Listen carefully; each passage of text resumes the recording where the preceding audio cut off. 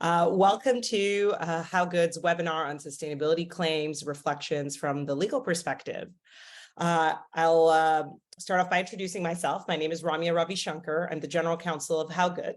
I'm actually an environmental biologist that decided to go to law school and get my JD. And I used to work actually as a regulatory enforcement lawyer, helping companies abide by regulations and mitigating the fallout and damages when companies did not comply with those regulations or were alleged to have not complied. So regulatory analysis and mitigation is my cup of tea. I actually have also worked for a long time in the food and in the CPG space. So I joined HowGood to add SaaS as part of my portfolio. And anything that is at the intersection of food and sustainability is what excites me and what makes me wake up in the morning, ready to do a day's work. In terms of HowGood, we are an independent research company and we're a SaaS data platform. As I mentioned, it's in the SaaS space. We're actually the world's largest database on food sustainability intelligence. We have data on more than 33,000 products, ingredients, chemicals, materials, and we help power some of the world's largest food brands, retailers, suppliers, and food service providers when it comes to sustainability. So we help them measure, manage, and even communicate their sustainability investments and impacts. As a lawyer, I'm going to, unsurprisingly, start off this presentation with some disclaimers, and I promise this is by far the slide with the most text. I'll give you all a second to read it, but in essence, I just want to be very clear that I am not your lawyers. I'm not even my own lawyer, for what it's worth. I'm not providing legal advice in this presentation. We're not creating and establishing an attorney-client privilege. Any information you hear here, you should do your own diligence and check with your lawyers before acting on it.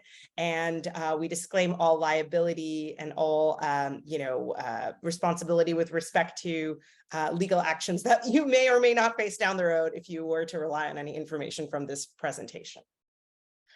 I'll give you a couple more minutes to go through that text, and then I'll move on to the next slide. But unsurprisingly, we will kick off with this little bit of housekeeping before getting into the meat of the matter. All right. So currently, there is an increasing appetite among consumers with respect to wanting to see sustainability information so that they can incorporate that into their purchasing decisions. Certainly, you all already know that, given how many of you were signing up for this presentation and how much chatter there is in both the media and in companies' meeting rooms to discuss the state of sustainability. And you have to balance that current appetite among consumers with an increasing skepticism that they feel around the data that they are seeing about companies' investments in sustainability and their impacts with respect to sustainability. So the challenge for companies is really, how do you stand out in this noise? How do you effectively communicate what you're doing and the impact of your brand over a peer or over the industry as a whole? And how do you do that communication while reducing the possibility of reputational and legal risk? So what you're going to gather is my perspective on all of this. The solution really is twofold. You really want to think about greater transparency around your sustainability claims and balance that along with investment in more granular data that backs up the transparency and the claims that you're making. So the agenda for our talk today, I'm going to start off by discussing the Federal Trade Commission's Green Guides. As many of you saw, this is focused largely on how to make claims in a US context, and the Federal Trade Commission's Green Guides will help provide a framework for that. We're going to talk about the risks of non-compliance, like what are the kind of issues you're really going to be facing, if you ignore some of this, or if this was not something on your radar. And we'll talk about recent examples actually in litigation and in enforcement in the space, as well as we'll look a little bit around the corner and see what's coming down the pipeline. And we'll end with some best practices that you should think about. And we'll hopefully have time at the end for questions, and we can address any other specific items that any of you might want to discuss. So let's start with the Federal Trade Commission's Green Guides. So the Federal Trade Commission is a government agency in the United States that's really tasked with protecting consumers. So advertising and how products are made, all of those things fall under the purview of the Federal Trade Commission. And the Green Guides specifically are a set of materials that are, in the FTC's own words, designed to help marketers avoid making environmental claims that mislead consumers. So it's all about how the consumer might perceive a claim. Whether or not your intention is to mislead, it's the impact that the Federal Trade Commission cares about. The guides themselves, they don't actually have the force of a law or an agency regulation, but they just illustrate what the Federal Trade Commission cares about and what it would consider as unfair or deceptive advertising practices with respect to sustainability claims. And in turn, over the last several years, it's sort of de facto become the standard for sustainability marketing in the United States. So under these guides, marketers and corporate advertising teams need to think about all the reasonable interpretations that a consumer might have when reviewing a claim that they are interested in putting out there. You want to ensure that these claims have a reasonable basis, and often that reasonable basis involves having competent and reliable scientific evidence to substantiate those claims. The guides were initially issued in the 90s, have been reviewed and updated over time. And the last update was actually in 2012, so over 10 years ago. And as you can imagine, there's been a lot of developments and updates in the last 11 years around not just consumer perception, sophistication, and appetite around sustainability, but also around what types of claims and what types of investments companies are making in the sustainability space. The Green Guides actually are due for an update. We're going to talk about that more when we discuss what's around the corner. But for all intents and purposes, currently, the guides that we are looking at are over 10 years old. And the reason these guides are important, and I talked a little bit about this, is they indicate how the Federal Trade Commission looks at and considers deceptive and unfair advertising with respect to sustainability, but not just the Federal Trade Commission as an agency, but other bodies, other regulatory bodies and enforcement bodies also look to the Green Guides as a resource. So these are federal and state courts, as well as the National Advertising Division, which is a section of the Better Business Bureau, all of whom have some enforcement and some jurisdictional oversight over how advertising is conducted. They also look at the Green Guides as a reference point when determining whether a claim is deceptive or not. And in some states, actually, for example, California, if a brand shows that they've been complying with the Green Guides, that can actually be a safe harbor and can help the brand defend itself against claims specifically in California courts. So it's a helpful way to provide some buffer, some moat for brands to ensure that they're reducing the potential impact of a litigation or government enforcement. So what's actually covered in the Green Guides? There's all kinds of details around how you should describe certifications that you as a brand might have gotten, how to deal with carbon offsets and life cycle assessments, recyclability claims, biodegradability claims, compostability claims, free of and non-toxic claims, and so on and so forth. And actually, one of the best things that you all can do to help out your legal teams is actually read through the guides and come to your legal teams with questions or ideas with respect to how you interpret the guides. When I was on the other side, when I worked with in the CPG world, oftentimes my job as the company lawyer would be to educate my marketing stakeholders and my commercial stakeholders on what the Green Guides actually said. So you'll be doing your lawyers a big solid if you come in already having done that.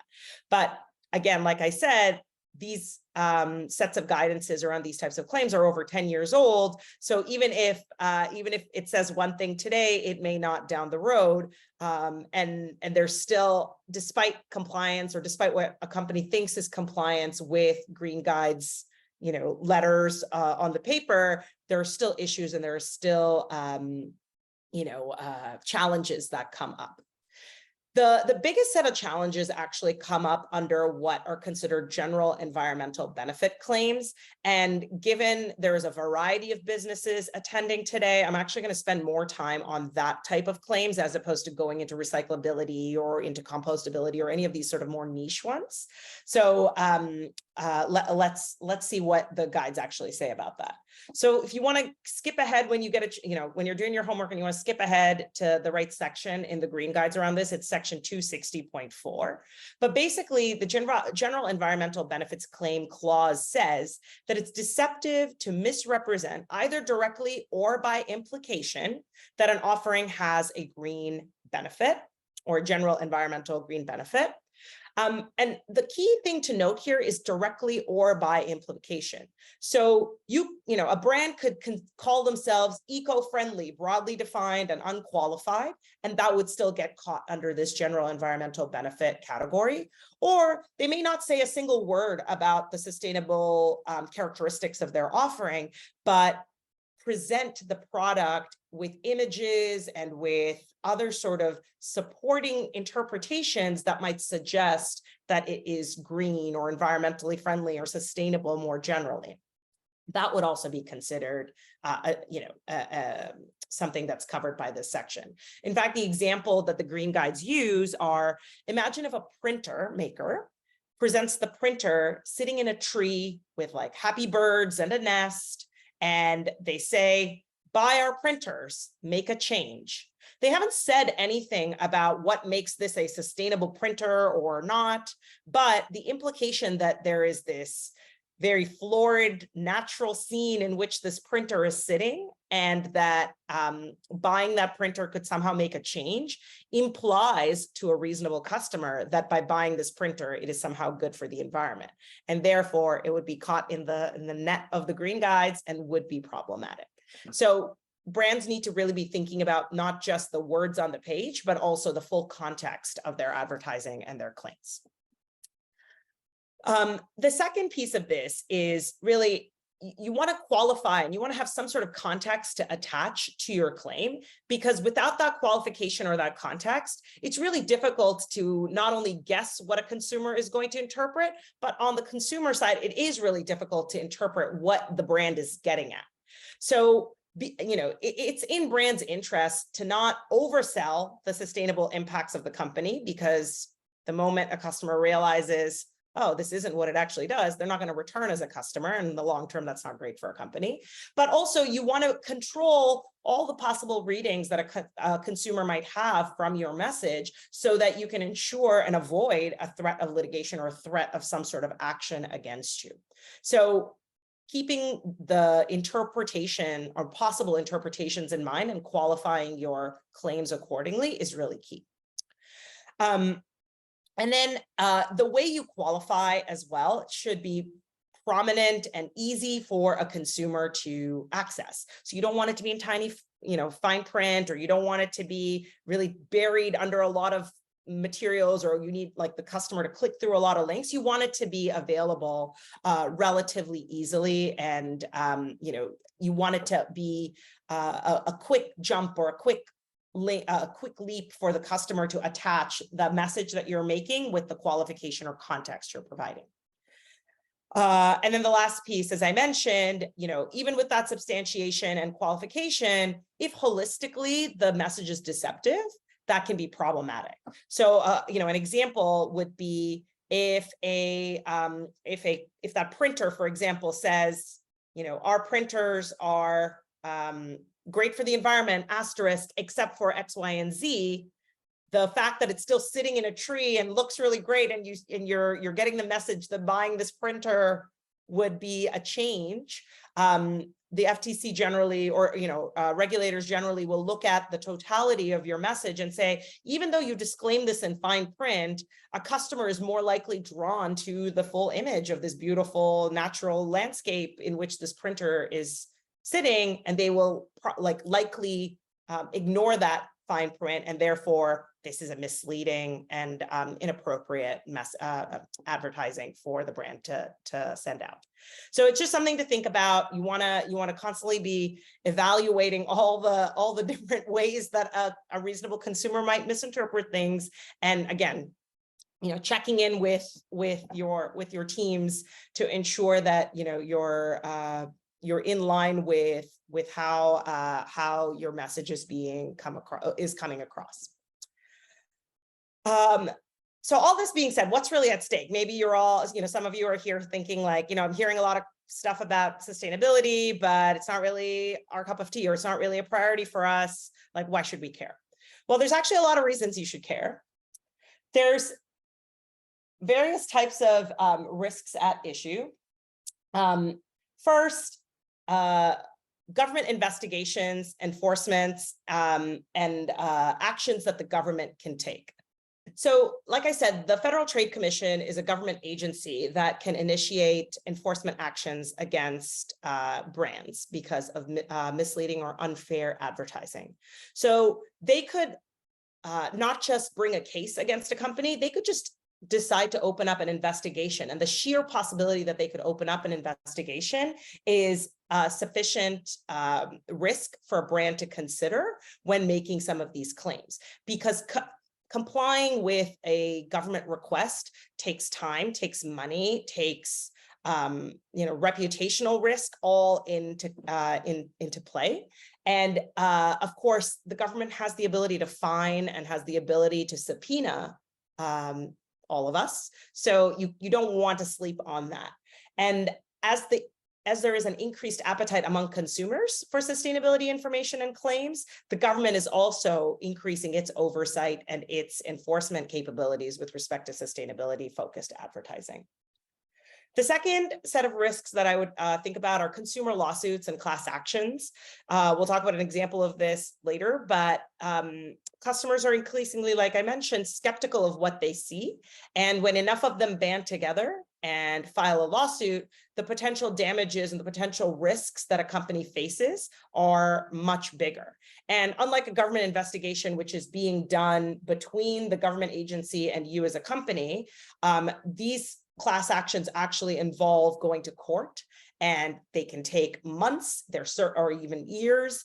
They are public, so there's no, there's no trying to wrap this up under cover of confidentiality. Once a lawsuit is filed, anybody can look it up and learn the details of the lawsuit. And sometimes the types of allegations a consumer class action can include are quite embarrassing, whether they're true or not. Just the fact that it's out there can be really damaging for a customer. And the next set of risks is actually investor lawsuits.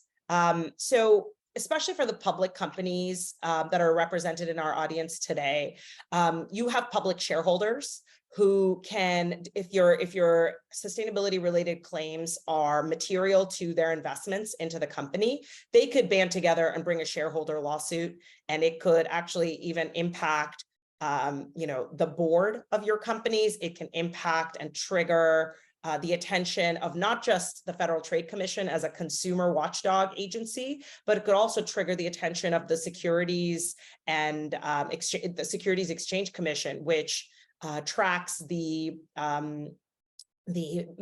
information that companies put out around their shares. There's also NGO litigation that a company might be worried about. So there's a lot of nonprofits that are focused on consumer advocacy, as well as around the environment more generally, or around animal welfare, or any of the various components of sustainability. And if a brand makes a claim that is improper or what they think is misleading, they might bring a case on behalf of the environment or on behalf of customers more generally, saying that the company has violated violated advertising laws or whatever the case may be. And then, of course, there's competitor and industry group lawsuits. If you as a brand are making a claim that you're 10 times more environmentally friendly than your next best brand, that brand has a really big incentive to come after you and say, actually, that's not true. Or where's the data backing that up? Or we're actually 10 times better than you. Like, there could be all kinds of back and forth, and you're basically painting a target on your back as a result. And industry groups as well can be part of that. You could have, all of the dairy association coming together and saying, you as a milk producer or a plant-based milk producer are making claims that impact our industry as a whole negatively, and therefore we're going to sue you. So really, it's like three-dimensional chess. As you're thinking about all these risks, new ones are going to pop up and new types of stakeholders can come up. And of course, these are all different types of legal risks that I'm talking about. It doesn't even touch on the reputational risks, the loss of customers, so the commercial risk. There's all kinds of potential issues that you might run up against if you're dealing with a litigation or an enforcement as a result of the sustainability marketing you're doing. Let me actually illustrate this with some recent cases. So I know I mentioned there's not a lot of text on my presentation. This is the second exception to that rule. And I swear we're going to go through each of these in detail. So you don't have to, rush to read everything. I've actually chosen 3 different cases, each with a different type of stakeholder who brought that case forward and a different venue or a different audience before which that case was brought. And the claims are all different and the results are all different. So let's start with LEI Electronics. So LEI is a battery manufacturer, and a competitor of theirs, Energizer, complained to the National Advertising Division, which, as I mentioned, is a branch of the Better Business Bureau. And the complaint basically said LEI is making all kinds of claims that aren't backed up, and this is misleading to customers. So some of the claims at issue were the fact that LEI said their batteries were eco-responsible, eco-friendly, environment and landfill conscious, and that every purchase is carbon neutral. And they were the only backup and substantiation that LEI provided was they had a certification saying that they were using carbon offsets that would be retired in the future, and therefore they were carbon neutral. The National Advertising Division actually found that all of these claims did not have any backing. And they said that the carbon neutral statement in particular relied on offsets, but it was never clear in any of the materials that LEI provided when these offsets would occur. And therefore, and when asked for more information around these offsets, LEI didn't provide anything. So all of these claims are misleading and should be retired. LEI decided to stop using the eco-responsible, eco-friendly, landfill-conscious claims, but they refused. They pushed back and said, no, we're going to continue calling ourselves carbon neutral. And the National Advertising Division, they have the power to refer cases on to the Federal Trade Commission. So you don't want to sleep on a National Advertising Division inquiry either, because it can get out of control. It can get bigger. It's also public. You could find out, companies, competitors, the industry, consumers can find out whether, a company is subject to a National Advertising Division decision once it's public or publicized. So LEI decided, doesn't matter that the NAD is telling us that we can't do this, we're going to continue doing this. So the National Advertising Division did refer this on to the FTC. And the FTC has a choice, right? They can decide to pursue an investigation into a brand or not. And in this case, funnily enough, they actually chose not to pursue action for the carbon neutral claims. Just because that happened one time, or just because it happened to this brand, doesn't mean the same thing. If you follow their template, the same thing will happen for you, because each National Advertising Division case is non-precedential. They're independent of one another. So the investigators in one case may not be the same in the next. And so the decision in one case may not be the same as the one in the next. So these are just data points and context for you all to consider. It certainly isn't a roadmap that you should follow or walk away from.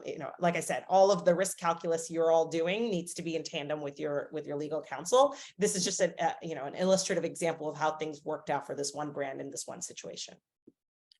The second case that I wanted to talk about was Allbirds. And this has been, this is a more recent case. It's been in the media a lot more. So maybe some of you already know about it. But unlike the first one, where it was a case before the National Advertising Division, this one actually was brought in US federal court. And it was brought by a consumer plaintiff of Allbirds. And she sued based on a section of New York state law around deceptive business practices and false advertising.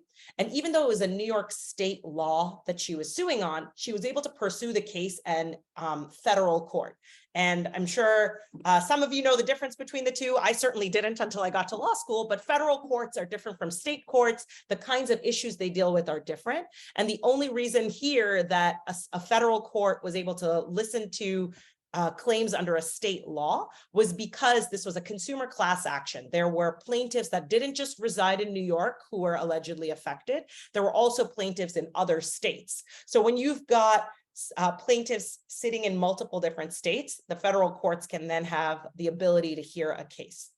And so that's how it came up in the federal courts. That's how the consequences and the potential damages and the stakes were raised, and the all-around risk profile was higher for Allbirds.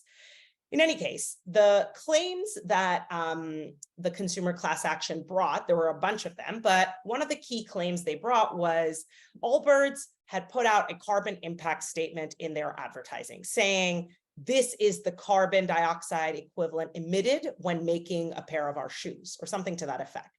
And the plaintiffs said that this claim was relying on a life cycle assessment tool that was inadequate and that was not expansive enough to cover other aspects of the life cycle of the shoes. For example, they argued that the tool only measured the carbon footprint of the product, but omitted other environmental impacts of the product. They also claimed that it only included raw materials, but didn't account for the full life cycle of wool production. And the plaintiffs actually argued that a different methodology that was more expansive, that was more holistic, should have been used. And here, the courts actually determined that the claims were not sufficient to move forward and actually dismissed the case altogether. They arrived at the conclusion that the allegations were more about limitations of the tool used as opposed to any characteristic of the claim itself being false or misleading. The analysis hinged on the disclaimers that Allbirds had made, because Allbirds, according to the court, had made really clear what was included in the carbon footprint and what was not. And it was very clear on what data and methodology it was relying on and what it did not rely on. And at the end of the day, just because a standard or methodology could be improved does not mean that a company's reliance on that data and methodology is deceptive. So in the end, the clarity and the disclosures around the claim is what helped Allbirds defeat this case at the motion to dismiss stage, which, if you watch a little bit of legal TV, or if you've dabbled in the law a little bit, that's a very early stage before more evidence needs to come up or before more pleadings occur, blah, blah, blah. So it's a fairly successful result for Allbirds to squash this when it did. What could happen for companies, if you're wondering, is if another case is brought in federal court, and certainly in a federal court in New York, like this one was, a brand could argue how it is similar to Allbirds to say that there is a parallel and that the court should rule in the brand's favor, similarly to the way it ruled in Allbirds' favor, because unlike the NAD, courts do have some precedent in precedential powers here. It'll be different if you bring the case in a federal court outside of New York, or if the case is in a state court, but the fact that it's in court itself is a helpful tool for brands to help distinguish or advance their argument that their claims should be devoid of more scrutiny.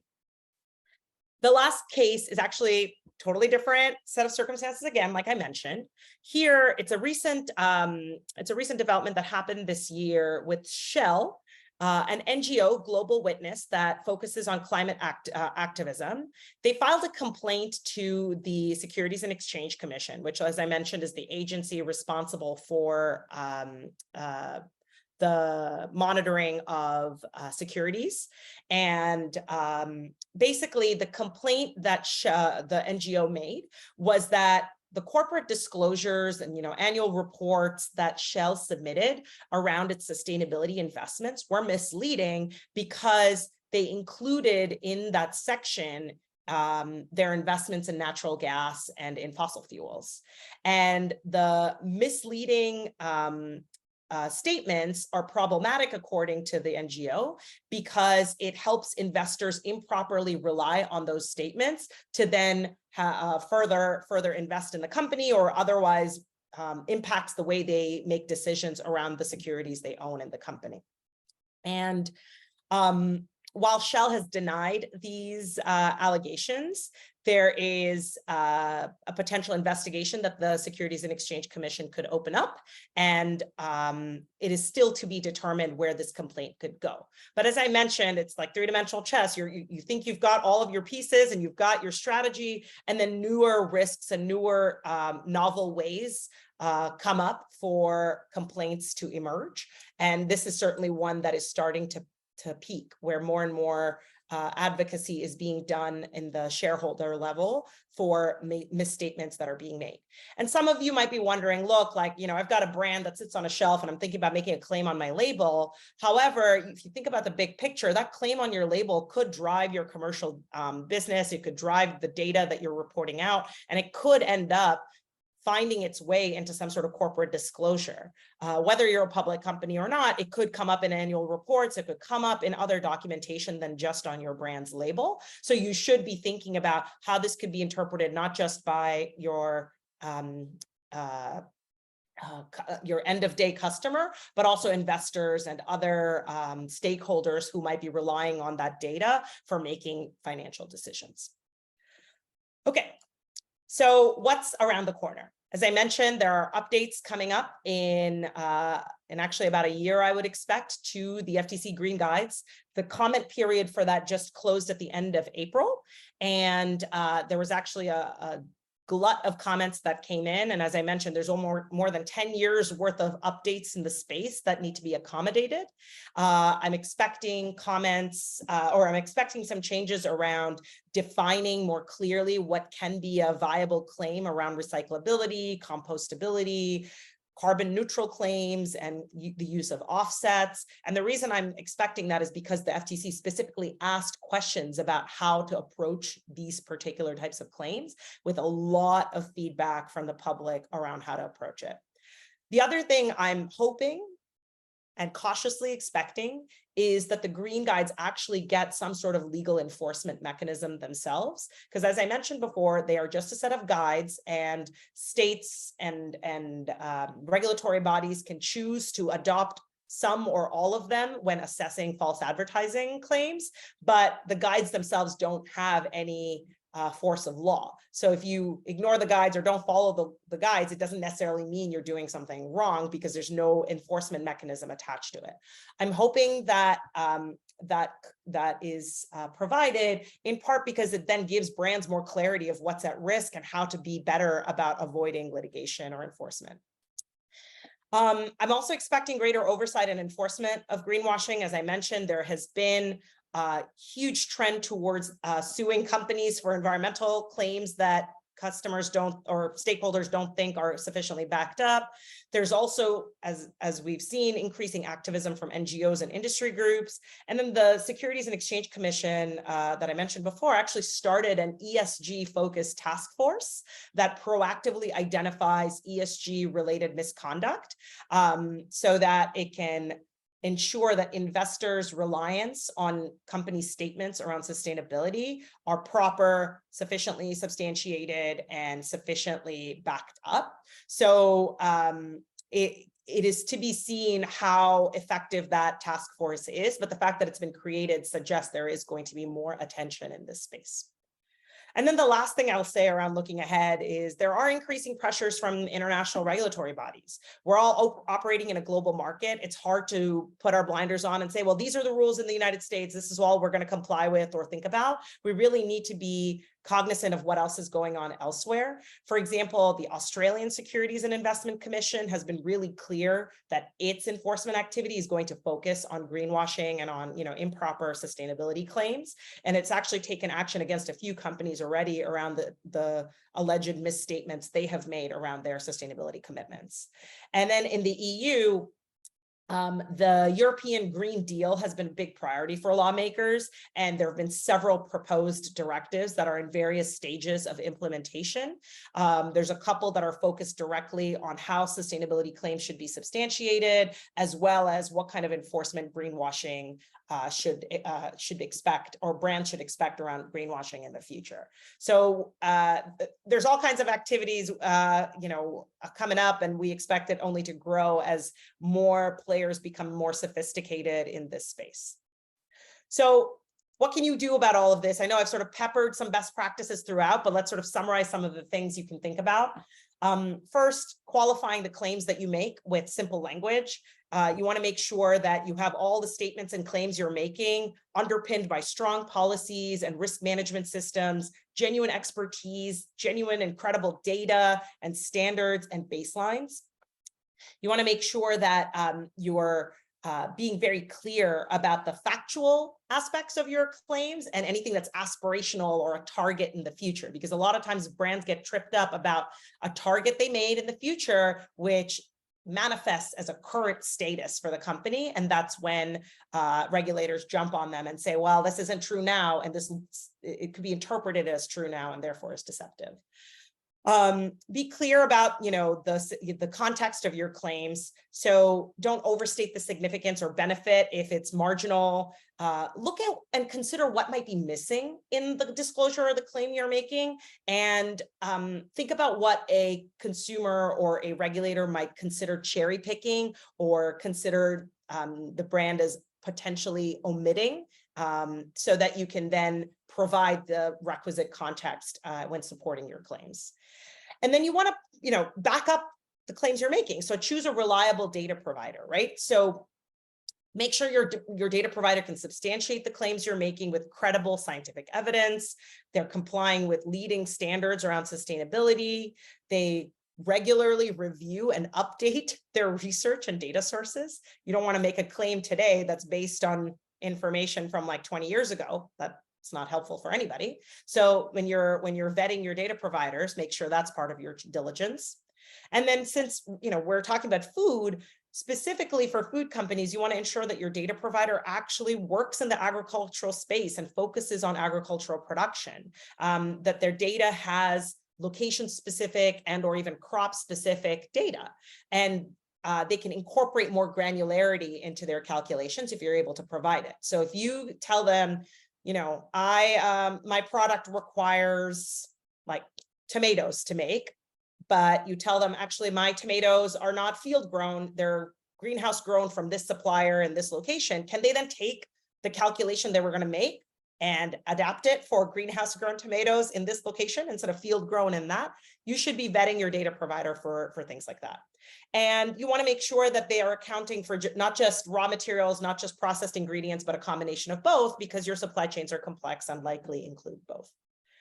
And then more generally, as you're doing right now, continue to stay abreast of updates and and conversations in this space, track any developments, and ensure you have a finger on the pulse of what your customers want and what your investors want and what other stakeholders want in this space, so that you're accommodating that, and also your antenna are up for any risks as a result of that. And then last, and I know I've said this several times, but I will say, ensure you're coordinating all of this work with your legal teams, whether in-house and or outside counsel, because at the end of the day, I could tell you all these things and then your lawyers could come back and say, nope, none of that. And you want to make sure you're lockstep with your legal team as you work through this highly regulated, highly evolving, or very quickly evolving space. All right, I'm going to stop there. I'm going to see if there are any questions. I know we're very close to the end of time, so maybe we can do a couple questions before we're done. Was there any penalty to LEI for NAD's determination? So it's a good question. From my understanding and from what we've been able to track, the penalty could have been severe if the Federal Trade Commission came with its own enforcement action. The NAD is a division of the Better Business Bureau, which is a nonprofit. It in and of itself doesn't have any fining capabilities. It just has the capability of referring things on to the FTC. In this instance, it looks like the LEI team was able to get away with ignoring the NAD's recommendation because the FTC didn't pursue action. That doesn't necessarily mean that's something that will happen for everyone. It certainly doesn't mean that LEI could again escape that if it were to happen today. So my recommendation is follow NAD recommendations. You don't want to be caught in a situation where you're on the back foot. Okay. All right. What if you just say something certified?